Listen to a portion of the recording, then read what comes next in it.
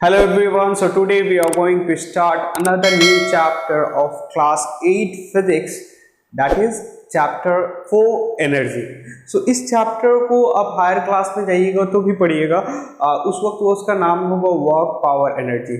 इसमें भी हम लोग को work power energy ही पढ़ना है, बट chapter का नाम आपका सिर्फ energy पे दिया है. तो यहाँ हमारा जो स्टार्टिंग होगा सबसे पहले व्हाट इज वर्क. वर्क क्या होता है हमारा कॉमन सेंस में होता है. हम लोग जैसे देखते हैं कोई आदमी कुछ काम कर रहा है या हम लोग देखते हैं बहुत सारे आदमी को काम करते हुए, तो फिजिक्स किस चीज को काम बोलता है ये हम देखेंगे इस चैप्टर में. अकॉर्डिंग टू फिजिक्स वर्क का डेफिनेशन क्या होगा. सपोज दैट आप लैपटॉप लेके सुबह से 9 बजे से 5 बजे तक बैठ के अपना काम कर रहे हैं, लेकिन फिजिक्स के अकॉर्डिंग क्या ये काम है कि नहीं. फिजिक्स बोलता है कि आप अगर अपना पोजीशन को एक जगह से दूसरी जगह नहीं चेंज कर रहे हैं विथ रिस्पेक्ट टू टाइम तो आप काम नहीं कर रहे हो. So if you are not going to change your position with respect to time then there is no work according to physics.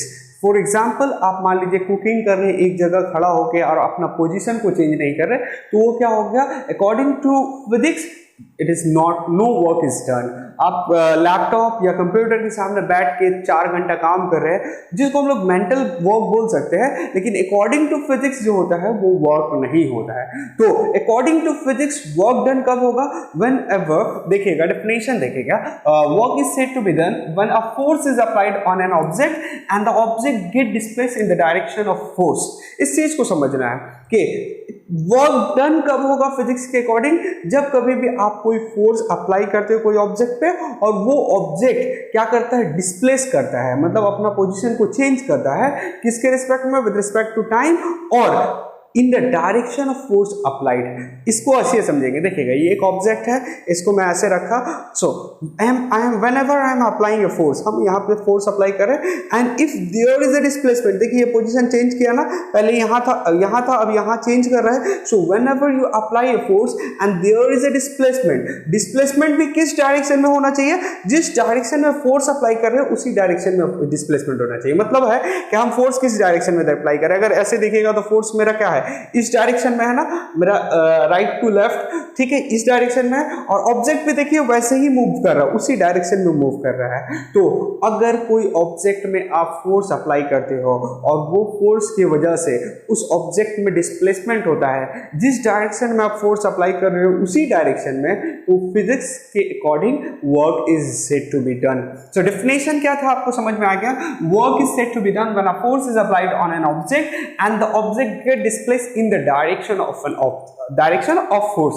जिस डायरेक्शन में फोर्स रहेगा उसी डायरेक्शन में ऑब्जेक्ट को डिस्प्लेस करना होगा. डिस्प्लेस मतलब मूव करना होगा. ये तो था डेफिनेशन ऑफ वर्क. अच्छा, अब हम लोग आगे बढ़ते हैं. व्हाट आर द कंडीशंस, वो कौन सा कंडीशन है जिसके रिस्पेक्ट में हमसे बोल सकते हैं कि work is going to be done, और वर्क हो गया, काम हो गया. तो क्या है देखिएगा, condition for work to be done, work done होने का कंडीशन क्या है. जो डेफिनेशन था उसी से हम लोग को पूरा, ये जो डेफिनेशन है ना वहीं से आपका क्राइटेरिया आपको दिख रहा है. पहला कि क्या है कि देयर शुड बी क्या है, a force must be applied on an object. आपको काम करने के लिए कोई ना कोई को फोर्स अप्लाई करना ही होगा. Without force there is no work. आप फोर्स अप्लाई नहीं करिएगा तो काम नहीं होगा, वर्क नहीं होगा. तो पहला क्या निकला, force must be applied on an object. एक ऑब्जेक्ट पे फोर्स मस्ट बी अप्लाइड ऐसे रखे और फोर्स अप्लाई नहीं कर रही तो ये मूवमेंट होगा ही नहीं. तो हमारा क्या है, फोर्स अप्लाइड जो वहां डेफिनेशन था वहीं से पॉइंट निकला. पहला पॉइंट क्या है, force must be applied on object. अब फोर्स अप्लाइड करेंगे तो क्या होगा, ऑब्जेक्ट मूव करेगा, तो there should be a displacement, मतलब हम जैसे ही फोर्स अप्लाई किए उसमें डिस्प्लेसमेंट होना चाहिए. और should be a change in the shape और साइज ऑफ एन ऑब्जेक्ट. कुछ ऑब्जेक्ट ऐसा होता है जहां पे फोर्स अप्लाई करते हैं तो वो अपना शेप और साइज को चेंज कर रहा है. रबर रहता है, इलास्टिक रहता है, स्प्रिंग रहता है. देखिए ये सारा चीज जो है ना अपना शेप और साइज को चेंज करता है. चलिए, तो दूसरा कंडीशन ये हो गया. पहला condition force must be applied. Second condition there should be a displacement और there should be a change in shape, size और structure of an object. Third one, the displacement should be in the direction of the force applied. जिस direction में force applied कर रहे हैं उसी direction में ही object move करना चाहिए. ऐसा नहीं हम फोर्स यहाँ अप्लाई करें ऑब्जेक्ट यहाँ आ जाए, ऐसा नहीं. वो एक अनदर केस होता है, नेगेटिव वर्क वगैरह, वो हायर क्लास में आप सीखिएगा. तो आप जो फोर्स अप्लाई कर रहे हो जिस डायरेक्शन में उसी डायरेक्शन डायरेक्शन में क्या होना चाहिए, आपका डिस्प्लेसमेंट होना चाहिए। तो ये आपका 3 कंडीशंस था वर्क डन होने के लिए। सिचुएशन ऑफ नो वर्क को आप देखेंगे तो कुछ ऐसा क्राइटेरिया या कुछ ऐसा जगह जहां पे आपका काम नहीं होता है, तो कुछ एग्जांपल्स भी देखेंगे और कुछ कंडीशंस भी देखते हैं। देखिए, when there is no force applied, आपको पता है जब कभी भी कोई ऑब्जेक्ट में फोर्स अप्लाइड ही नहीं होगा तो वो क्या होगा, वर्क डन नहीं होगा। फॉर एग्जाम्पल इस पेन को हम ऐसे रख दिए, ये रेस्ट की कंडीशन में है ना हमारी सरफेस पे, तो कोई object rest in the surface में रहता है, उसको छोड़ देगा तो वो हमेशा के लिए वो वहीं पे रहेगा, तो no work is said to be done. So object resting on the surface, कोई भी सरफेस में कोई ऑब्जेक्ट रखा हुआ, मान लीजिए आपके सामने कोई एक बुक रखे हुए आप, तो वो जब तक आप एक एक्स्ट्रा फोर्स अप्लाई करके उसको मूव नहीं करेगा तब तक वहां पे कोई काम नहीं हो रहा है। तो ये था पहला condition, when there is no force applied. Second, when force is applied but there is no displacement. कुछ ऐसा भी जगह आएगा जहां पे आप फोर्स तो अप्लाई कर रहे हो लेकिन ऑब्जेक्ट मूव नहीं कर रहा है। फॉर एग्जाम्पल देखिएगा, आप अपने सामने देखिए कोई वॉल है, उसको जाके पुश करिए। For example I am pushing this wall, इस वॉल को हम पुश कर रहे हैं लेकिन ये वॉल अपना पोजीशन को चेंज नहीं कर रहा है, तो इस जगह पे भी आप कहिएगा there is no work said to be done. So when for example pushing a hard wall, hard wall इस वजह से ली है, अगर मड का वॉल बना हुआ अगर वो टूट जाता है तो वो एक अलग कंडीशन हुआ, that's why I am taking hard wall here. तो अगर आप एक वॉल को आप पुश कर रहे हैं तो उसमें कोई डिस्प्लेसमेंट नहीं हो रहा, तो यहाँ पे भी नो वर्क हो रहा है। Now third one, when force is applied an object moves but come back to the starting point, आपका क्या हो रहा है, फोर्स भी आपने अप्लाई किया और ऑब्जेक्ट मूव भी किया लेकिन जहां से स्टार्ट हुआ था वहीं से फिर कम बैक होकर वहीं पे आ गया, तो इस तरह का मोशन को क्या करेगा आपका वो इस तरह का पूरा कंप्लीट मोशन हो जाएगा, जहां स्टार्टिंग था वहीं पे इनिशियल पॉइंट में ही कम बैक होकर आएगा, तो इस पूरे सिचुएशन को भी आपको बोलेंगे कि no work is said to be done. For example कोई एक ऑब्जेक्ट है जिसको आप ऐसे समझ सकते हैं एक रेक्टेंगुलर पार्ट में मूव करा रहे हैं, कहां से स्टार्टिंग पॉइंट था, ये सपोज कर लीजिए ए है, बी है, सी एंड डी, ये यहां से स्टार्टिंग की, ये गया ऊपर, फिर इधर गया, फिर इधर गया, फिर यहाँ आया, तो जहां से स्टार्टिंग था फिर वहीं पे आ गया, तो इस तरह का कंडीशन को फिर क्या बोलेंगे, no work said to be done. देखिए ये पेन है ना, इसको जब हम ऊपर थ्रो कर रहे हैं फिर वो देखिए कम बैक होके मेरे हाथ में ही आ जा रहा है, जो स्टार्टिंग पॉइंट था वही फाइनल पॉइंट भी हो जा रहा है, तो डिस्प्लेसमेंट जीरो हो जाता है, इस वजह से no work is said to be done. तो ये था third condition. And the last one, when force and displacement are at right angle to each other. यहाँ पे बोलने का मतलब है कि आप जिस डायरेक्शन में फोर्स अप्लाई कर रहे हो और ऑब्जेक्ट जिस डायरेक्शन में जा रहा है, ये दोनों अगर एक दूसरे से मेकिंग एन एंगल ऑफ 90, तब भी हम बोलेंगे कोई वर्क नहीं होता है। फॉर एग्जांपल आप फोर्स अप्लाई कर रहे हो, फोर्स इस डायरेक्शन में जाने चाह रहा है और जो आपका ये ऑब्जेक्ट जो है वो ऑब्जेक्ट इस डायरेक्शन में आ रहा है, तो इस कंडीशन में देखिएगा ये दोनों एक दूसरे के साथ 90 डिग्री अगर बना रहा है तो यहाँ पे हम बोलेंगे कि no work is said to be done. इसका कुछ एग्जांपल है सर, एग्जाम में पूछता भी है। सपोज कर लीजिएगा आप क्या कर रहे हैं, कूली जो होता है, कूली क्या करता है अपने सर पे माल जिसको हम लोग लोड बोल सकते हैं उसको लेके क्या कर रहा है, आपके साथ चल रहा है, तो जब वो आपके साथ मूवमेंट कर रहा है तो उसका डायरेक्शन क्या है, आप अगर सपोज कर लीजिए कूली इस तरफ जा रहा है तो कूली हो गया यहाँ पे सर पे सामान लेके है और इस तरफ मूवमेंट कर रहा है, तो मूवमेंट कहाँ पे, डिस्प्लेसमेंट ये हो गया, लेकिन इस कूली के ऊपर जो ऑब्जेक्ट है वो हमेशा नीचे की तरफ फोर्स उसका एक्ट हो रहा है ना, तो फोर्स किस डायरेक्शन में हो रहा है, नीचे की तरफ हो रहा है, डिस्प्लेसमेंट क्या हो रहा है, इस तरफ हो रहा है, तो ये दोनों एक दूसरे से 90 डिग्री का एंगल बनाएंगे, तो इस कंडीशन में भी आप क्या बोलोगे, no work is said to be done. इसका एक और एग्जांपल से सर कैसे ले सकते हैं, मान लीजिए आप एक बाल्टी होता है जिसको हम लोग बकेट बोलते हैं, उसमें पानी भर लो और आप पानी भर के आप स्ट्रेट उसको चलिए, तो आप जैसे ही चल रहे हो तो जैसे बाल्टी का क्या फोर्स उसको नीचे लेके जाना चाह रहा है, ऑब्जेक्ट का फोर्स कहाँ है, नीचे है, क्योंकि वेट है, वेट नीचे जाता है, और आप डिस्प्लेसमेंट क्या हो रहा है, स्ट्रेट जा रहे हो, तो आपका डिस्प्लेसमेंट स्ट्रेट हो रहा है, बाल्टी का फोर्स जो है वाटर का वो नीचे की तरफ है। इस कंडीशन में भी ये दोनों एक दूसरे से 90 डिग्री बनाते हैं, तो ये भी हो गया situation of know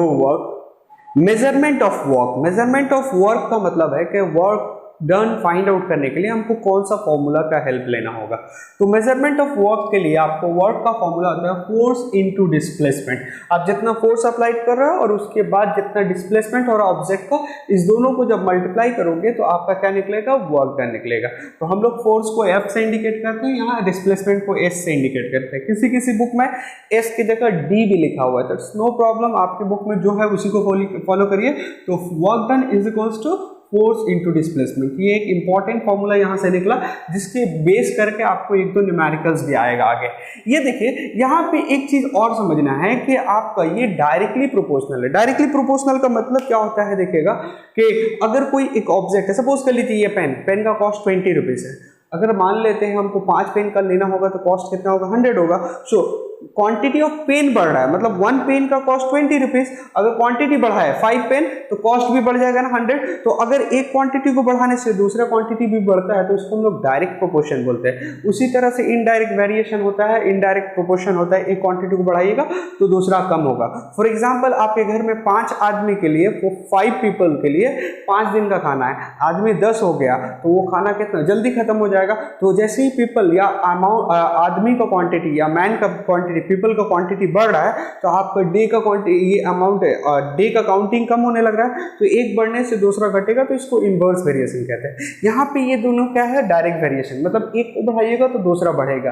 for example के greater the force applied more is the work done. आप जितना ज्यादा फोर्स अप्लाई करोगे उतना ही ज्यादा वर्क डन होगा। आप कोई एक ऑब्जेक्ट है उसमें 20 न्यूटन अप्लाई कर रहे हैं फोर्स, अब क्या है 20 न्यूटन की जगह आप 50 न्यूटन अप्लाई कर रहे हो। जैसे आप 50 न्यूटन अप्लाई करोगे तो ज्यादा वर्क डन होगा। तो more is the amount of force applied, more is the work is said to be done. और उसी तरह से जिस ऑब्जेक्ट में जितना ज्यादा डिस्प्लेसमेंट होगा उतना ही ज्यादा वर्क होगा। So greater the displacement more is the work done. आपको एक ऑब्जेक्ट है जिसको 20 सेंटीमीटर दूर लेके गया, आपको ये ऑब्जेक्ट में 50 सेंटीमीटर दूरी गया, तो वर्क किसमें ज्यादा हुआ, वर्क किसमें 50 सेंटीमीटर वाले में हुआ। तो ये एक डायरेक्ट वेरिएशन का कंसेप्ट है। यहां से भी एक दो पॉइंट्स पूछता है कभी कभी एग्जाम में। उसके बाद आते हैं मेन जो यूनिट ऑफ वर्क है, वर्क डन का यूनिट यहीं से निकलेगा। देखिएगा work done we know work is equals to force into displacement था।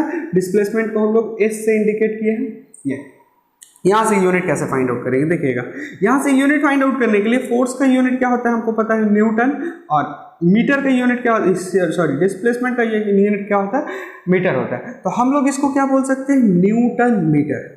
अच्छा न्यूटन मीटर आप लिखिएगा, नो प्रॉब्लम, सही है। अब इसी न्यूटन मीटर को एक और नाम दे दिया गया है जिसको हम लोग जूल के जरिए जानते हैं। अगर सिर्फ लिख रहे हो आप जे, दैट मीन्स कैपिटल में लिखेगा, अदरवाइज पूरा जूल लिखेगा तो स्मॉल से स्टार्ट करिएगा।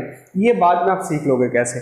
तो न्यूटन मीटर या जूल ये कौन से सिस्टम में होता है, ये MKS या इसी को हम लोग SI सिस्टम बोलते हैं। SI सिस्टम में आपका क्या यूनिट होगा वर्क डन का, SI सिस्टम में या MKS सिस्टम में, चाहे तो न्यूटन मीटर बोलिए चाहे तो जूल बोलिए। अच्छा सर हमको CGS सिस्टम भी होता है, उसमें क्या होगा, तो फोर्स का CGS सिस्टम में क्या यूनिट होता है, डाइन होता है, और डिस्प्लेसमेंट का क्या होता है, डाइन सेंटीमीटर। तो आप इसको डाइन सेंटीमीटर में बोल सकते हैं। इसी को एक और नाम दे दिया गया, अर्क दे दिया गया। क्या दे दिया गया, अर्क दे दिया।